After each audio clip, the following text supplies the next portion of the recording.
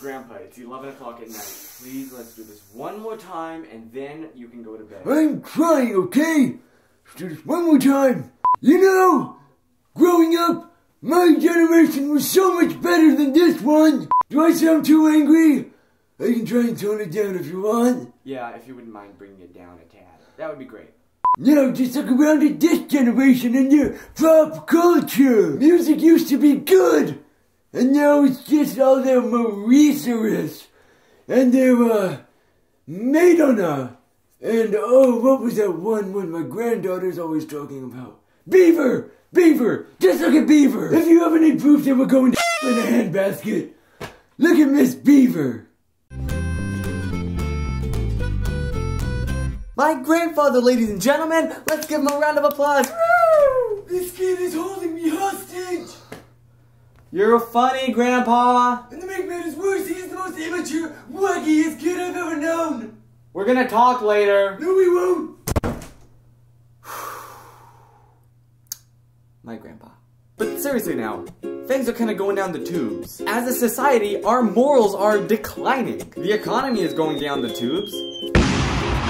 Things are just getting worse and worse and worse and worse. But I have some relief for you. They're not. So let me explain what I'm saying. The 1950s, that was a very moral time, right? There was just a lot of general respect. Respect for elders, respect for parents, respect for women. And that's true.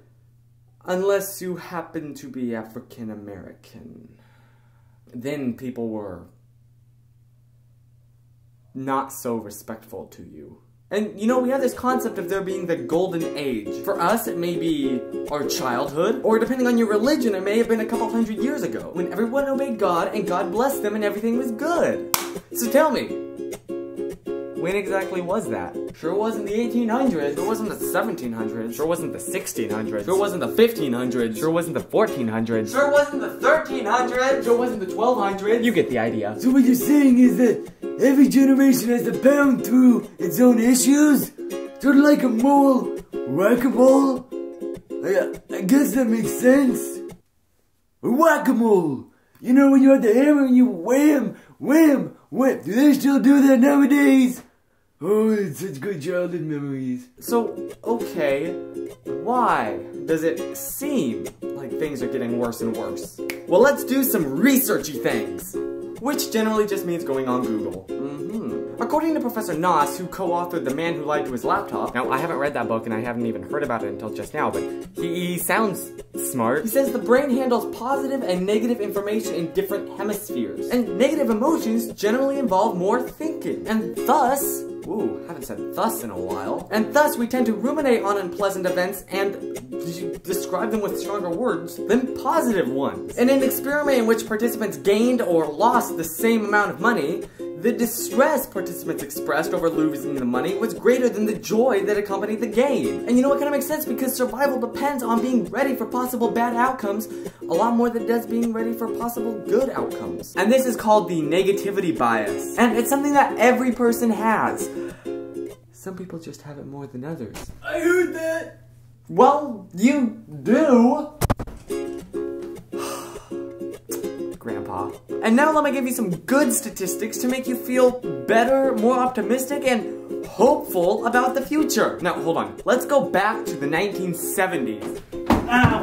That was when we were starting to see the end of Western civilization. We'd already suffered 2 oil shocks. The US had lost in Vietnam. The Soviet Union invaded Afghanistan. Dictatorships were the norm in Eastern Europe, Southeast Asia, Latin America, and even Southern Europe. And many people made dire predictions that the world was gonna run out of oil and coal and a whole bunch of natural resources within the next 40 years. But no one predicted that in the next century we would see the greatest creation of wealth ever in the history of humanity, as 1 billion people came out of poverty. 650 million were in China alone. That totally changed the whole, landscape of what China is. And despite 40 years of record consumption of oil and coal and all this stuff, we have more now than we did in the 1970s. Because the thing with the energy crisis is that we're not running out of energy. We are awash in energy. The problem is with accessibility. But I really don't want to get into that. That's not this video. And more good news, in the past 100 years, the average expected lifespan of a person has been doubled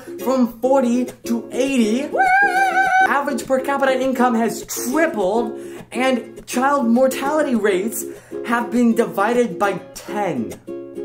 Wow. Today, over 99% of Americans have access to clean water, electricity, toilets, refrigerators. We are living in luxury that the richest people 100 years ago couldn't even have imagined. We are also living in the most peaceful time in humanity's history. Not just in recent history, but in the history of the world. This is like the coolest time to be alive ever! It's amazing how much growth is going on right now. Just look at Africa. 7 out of 10 of the world's fastest growing economies are in Africa. And let's look at education. Literally, the sum total of humanity's knowledge is available for free on the internet for anyone to access. Oh my word! You can pretty much get all the information you would get from college by reading Wikipedia. And don't get me started on Khan Academy. And now, let me go back to the whole energy thing. As I said, the current energy crisis isn't due to a lack of energy, it's simply due to availability. Here's a good example of what I'm trying to say. In the 19th century, aluminum was the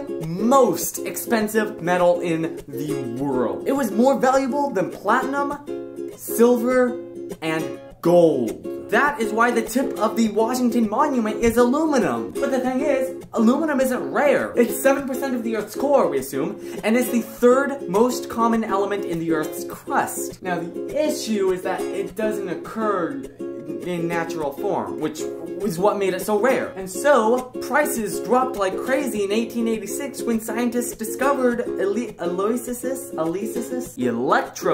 which allowed them to separate pure aluminum from its core. And a similar thing is happening right now with solar energy. It's following a slow Moore's Law curve, improving 14% per year of energy production per dollar invested. See, in 1977, solar cells cost upwards of $70 per watt. Now, last year, that dropped down to 74 cents per watt. Sorry, I had to stop shooting for a second. Anyway, so based on current trends, solar power will be on par with our current electrical grid system at the latest 2035. And then, Hashem willing, the same thing that happened to aluminum will happen with energy. Because even if solar power isn't the be-all end-all energy source in the future, we still have so many different other ways to extract energy from nature. This is such an incredible time to be alive! And can you imagine what we could do with unlimited and practically free energy? The whole water crisis that we're kind of experiencing right now would be gone. Because the problem we're having right now is not a lack of water. The Earth recycles all of its water. It's kind of a closed loop, so we're not losing anything. The problem is that simply we're kind of having problems accessing fresh water. And with an unlimited and free amount of energy, then desalinizing water becomes super, convenient and easy. And then when we have an abundance of fresh water, then we have an abundance of food. Because in that scenario, then we can start planting crops in places that we couldn't before, like deserts. And then maybe once we have an abundance of crops, then our meat will be a lot healthier. Because of how cheap the food's gonna be, the companies don't need to force the animals to eat this disgusting mess that we make them eat. I mean, seriously, this is an awesome time to be alive. Can you tell I'm excited? Maybe not. Here, this might help you. It's an awesome time to be alive! In fact, I don't think it's too much of a stretch to say that we are setting the stage right now for Mashiach's return. And then we'll begin the millennial reign. Huh, that's very interesting. I never thought of it that way. Okay, was that good? Yeah, that was good. Good. I need to go to bed. Man, you are a pain to work with. Was that... excuse me, wow. That was the first burp I... The last time I burped was in 85. Wow. It's been festering for a while. Woo, that felt good.